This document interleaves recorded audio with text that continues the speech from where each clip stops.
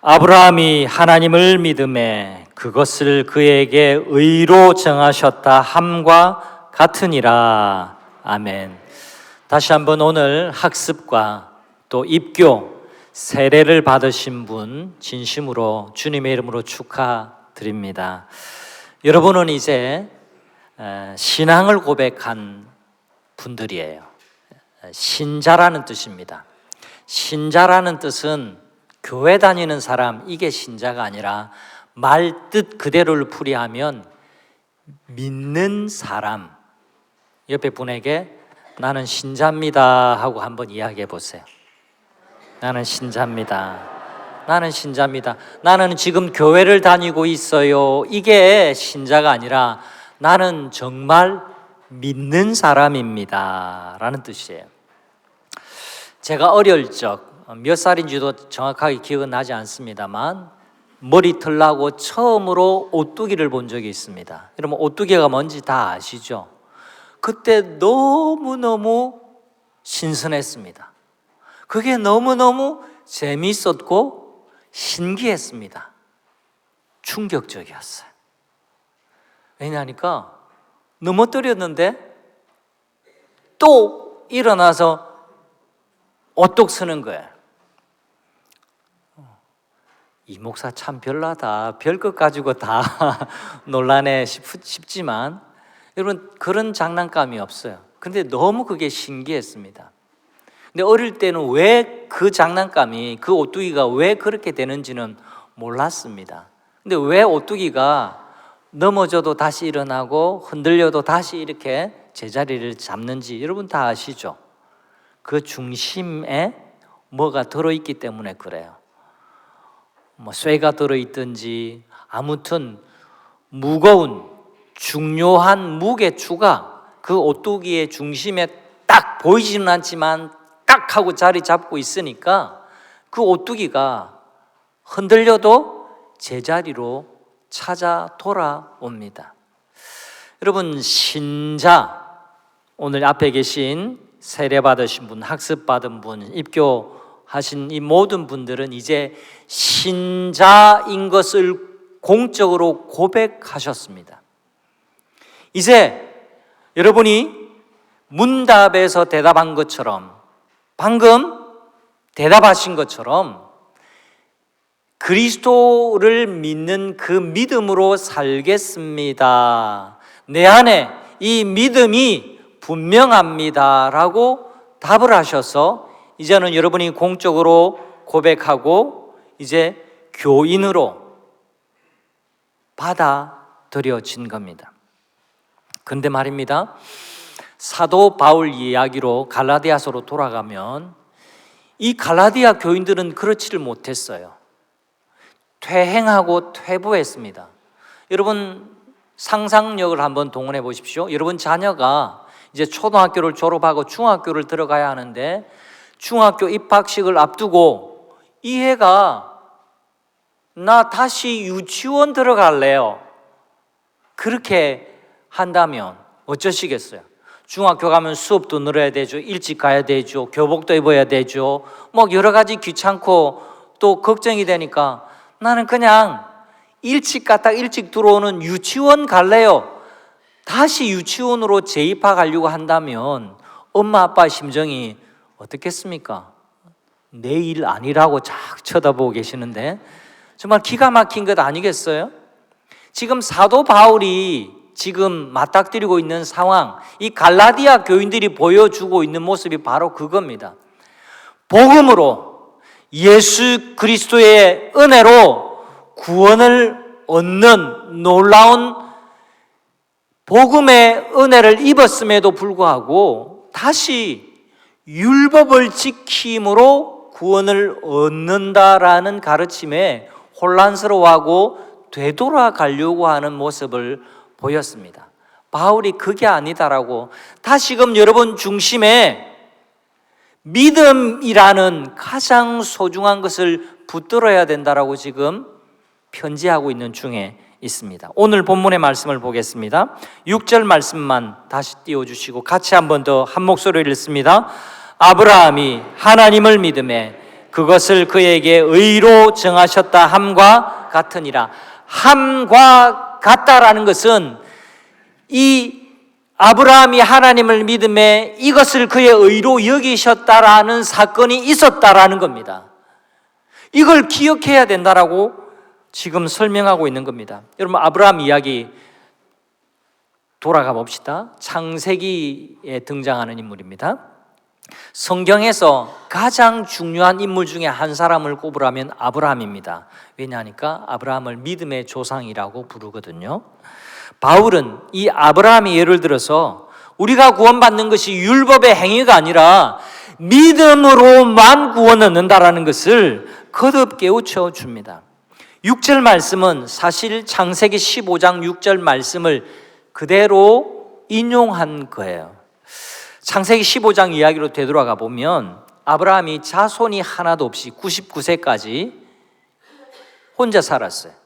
자식이 없으니까 얼마나 힘들은, 너무너무 열망했거든요. 그리고 하나님께서 일찍이 너에게 자식을 주겠다고 약속을 주셨습니다. 그런데 나이는 더 들어갔어요. 99세까지 되었습니다. 뿐만 아닙니다. 먼 타양까지 왔어요. 친척, 아비집, 고향을 떠나왔습니다. 아브라함을 지원해 주는 사람이 없는 곳이었어요.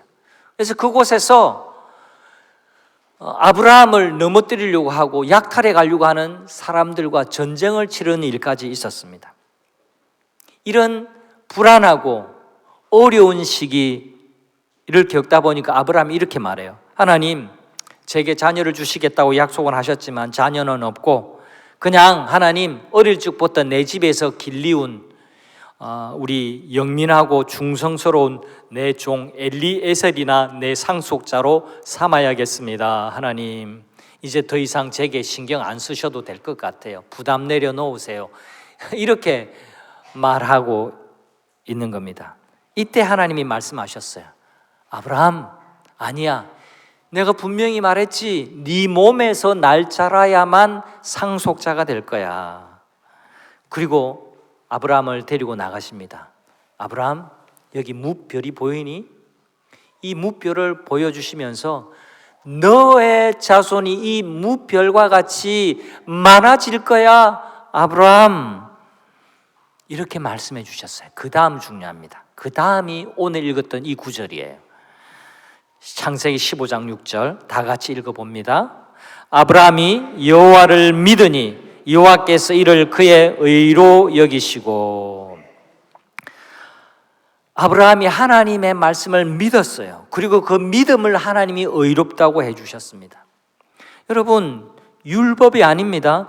율법은 나중에 이 아브라함 시대보다 훨씬 500년 정도 더 뒤에나 가야 모세를 통해서 하나님이 율법을 주셨습니다. 자, 다시 보세요. 아브라함을 의롭다라고 하나님이 여겨주시는 이유는 율법 때문이 아니었어요. 무엇 때문에? 하나님을 믿음에 이를 하나님이 의로 여기셨다라고 그렇게 말씀합니다. 오늘 놓치지 말아야 할 말씀, 하나님을 믿으니라는 말입니다. 여러분, 아브라함을 가리켜서 믿음의 조상이라고 불러요. 실제로 유대인들은 아브라함을 아버지라고 부릅니다. 여러분, 아브라함이 왜 중요하냐? 믿음으로 구원을 얻는다라는 것을 보여주는 확실한 사람이기 때문에 우리는 믿음의 조상이라고 그런 겁니다. 여러분, 운동 경기로 말하자면 아브라함은 릴레이 1번 주자였어요. 여러분, 릴레이 달리기에서 중요한 것 두 가지가 있습니다. 제일 중요한 것 뭡니까? 서 있으면 안 돼요. 어떻게 해야 됩니까? 달려야죠. 달려야 릴레이가 됩니다. 그 다음, 이것 못지않게 중요한 거 있습니다. 릴레이. 뭐 해야 됩니까? 바통을 줘야 돼요. 바통을 줘야 돼. 근데 아무리 달리고 해도 이 바통을 안 주면 그 다음 주자가 아무리 빨리 가도 그건 실격이에요. 실격. 이 바통 말고 다른 것, 비슷한 것 들고 안 보이니까 나는 저거 주워 가서 뛸래. 그래도 실격입니다. 릴레이에서 뭐가 중요하다고요? 바통, 이 반통이 뭐냐? 하나님을 믿음에라는 겁니다. 아브라함이 의롭게 되어진 이유는 율법을 지켜서가 아니라 하나님이 무별과 같이 네 자손이 많게 할 것이다. 이게 믿어집니까, 여러분? 이게 될 법이나 한 거예요? 예수님이 날 위해서 십자가에 대신 죽어주셨다라는 게 쉽게 믿어집니까? 이 무별과 같이 많아지리라 한 것하고 십자가에 예수님께서 날 위해 죽으신 것, 부활하신 것, 그것과 버금가는 겁니다. 그런데 아브라함이 하나님의 약속을 믿었어요. 하나님을 믿음에 이것을 그의 의로 여기셨다. 그렇게 말씀합니다. 여러분, 릴레이에서 바통을 놓치면 안 되는 것처럼 정해놓은 이 바통이 우리 믿음 생활에서 가장 중요한 겁니다. 스포츠에서 끝날 때까지 끝난 것이 아니다라는 유명한 말이 있습니다. 우리 신앙생활도 마찬가지예요. 우리 신앙생활을 믿음의 경주라는 비유로 성경은 말하고 있습니다. 처음에 잘했어도 중간에 바통을 놓치면 안 됩니다. 마지막 순간까지. 오늘 학습받고 세례받고 입교 받으신 분뿐만 아니라 우리 모두가 다 그렇습니다. 마지막 순간까지 믿음에서 떠나지 말고 바른 태도와 열정으로 앞으로 나아가야 한다고 바울은 하나님의 말씀을 전해주고 있습니다. 우리가 죄인이었지만 의롭게 되는 것은 행위 아닙니다. 율법을 지키는 것 그것 때문이 아닙니다. 무엇 때문에? 믿음 때문입니다. 우리가 하나님의 성숙한 사람으로 살아가는 방법도 행위 아닙니다. 믿음으로입니다. 오늘부터 마귀는 고민이 생겼어요. 어떤 고민이냐? 아유, 저 양반들 신앙을 고백하고 이제 학습을 받았네? 입교했네? 아이고, 세례를 받고 말았어. 이제부터 마귀는 고민을 가지기 시작합니다. 적어도 내가 마귀에게 고민거리를 주는 사람 정도는 돼야 되지 않을까요? 저 사람은 가만히 놔둬도 돼. 신경 안 써도 돼. 그러면 안타까운 상황입니다. 여러분, 오늘 학습 세례 입교하신 분들 꼭 기억하십시오. 마귀가 어떻게 하면 저들을 뒤흔들까 궁리하고 있다는 걸 기억하십시오. 여러분, 아브라함이 하나님을 믿었을 때 그를 의롭게 여기셨다라는 말씀을 잊지 마시기를 바랍니다. 내 의로 세례받은 게 아니에요. 내가 하나님을 믿기 때문에 세례를 받고 하나님의 백성이 되고 거듭나고 구원받은 백성이 되는 겁니다. 느낌이 아니라 믿음입니다. 그리고 오늘 세례받은 이 느낌은요, 계속 가는 게 아닙니다. 중요한 것은 내가 세례를 받았다라고 하는 믿음입니다. 기분이 아니라 믿음이에요. 요즘 가을도 되고 좀 센치멘탈해지고 좀 마음이 가라앉고, 아니에요. 믿음입니다. 믿음. 행위가 아니라 믿음입니다. 내가 봐도 바자회에서 내가 제일 고생한 것 같아. 내가 봐도 우리 교회에서 내가 봉사를 제일 잘하는 것 같아. 이걸로 의롭다 받는 게 아닙니다. 뭡니까? 믿음입니다. 믿음. 믿음으로 얻은 복은 동일하게 믿음으로 지켜내야 됩니다. 여러분, 오늘 믿음은 학습받고 세례받고 입교 들어오신 이분들에게만 중요한 게 아니라 우리 모두에게 믿음이 제일 중요하다는 것을 기억하십시오. 우리가 하나님을 믿을 때에 하나님이 크게 기뻐하신다는 사실을 기억하시기를 바랍니다. 우리가 하나님을 위해서 자기 몸을 불사르게 내어줄지라도 그 속에 하나님을 믿는 믿음이 없으면 하나님 기뻐하시지 않아요. 우리의 믿음을 보신다니까요. 우리의 생김새, 신장을 보시는 게 아니라, 우리의 입은 옷, 우리가 가진 재산, 그걸 보시는 게 아니라 우리 속에 있는 믿음을 보시고 하나님이 크게 기뻐하시는 겁니다. 예배를 드리러 오셨죠? 오늘 이 예배도 하나님을 믿고 드려야 하나님께 영광이 돌아간다는 것을 기억하시기를 바랍니다. 앉아는 있는데 믿음이 없다. 하나님 여러분이 돌리는 영광 받지 않으십니다. 받으실 수가 없어요. 왜? 믿음이 없기 때문에. 헌신과 봉사도 내가 믿음으로 행할 때 시키니까, 아니면 내가 이 직분을 받았으니까 어쩔 수 없이 하는 것, 하나님이 그 사람을 통해서 능력을 나타내실 수가 없어요. 그게 아니라 헌신과 봉사도 나의 믿음으로 행할 때 하나님이 능력으로 역사하심을 기억하십시오. 믿음이 없이 행하는 모든 일은요, 자기 영광, 자기 보람에 그칠 뿐입니다. 마지막 말씀드립니다. 오늘 목회 편지와 밑에 게시판에 1,004만 원 천사 나눔과 냉수 한 그릇의 보고를 드렸습니다. 저는 이 천사 운동을 계속 하기로 우리 당에서 결정했고 성도님들께 알려드렸습니다.